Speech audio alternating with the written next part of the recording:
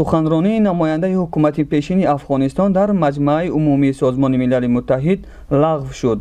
غلام محمد اسحاق زی طبق برنامه باید روز دوشنبه 27 سپتامبر در نشست سالانه مجمع عمومی سازمان ملل متحد سخنرانی میکرد. سخنگوی رئیس مجمع عمومی سازمان ملل متحد به رسانه‌ها اطلاع داده است که افغانستان با عنوان عضو سازمان ملل متحد درخواست برای سخنرانی نماینده خود را بیکار کرده است. او گفته است دفتر افغانستان در سازمان ملل متحد سبب بیکار کردن سخنرانی را در مجمع عمومی سازمان ملل متحد شرح نداده است.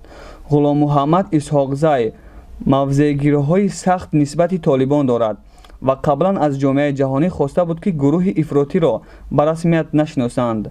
چند روز قبل گروه طالبان از سازمان ملل متحد خواسته بود که امیر خان متقی وزیر کارهای خارجی طالبان برای سخنرانی در مجمع عمومی سازمان ملل متحد دعوت شود. تا به امروز هیچ کشور حکومت طالبان را به رسمیت نشناخته است.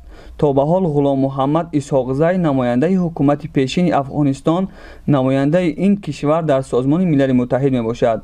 طالبان در نامه خود به سازمان ملل متحد تاکید کرده بود که آقای اسحاق زی دیگر نماینده افغانستان در این سازمان بودن نمی تواند. با توجه به آنکه هیچ کشور جهان حکومت طالبان را به رسمیت نشناخته است، در سال جاری هیچ نماینده از افغانستان در مجمع عمومی سازمان ملل متحد سخنرانی نخواهد داشت.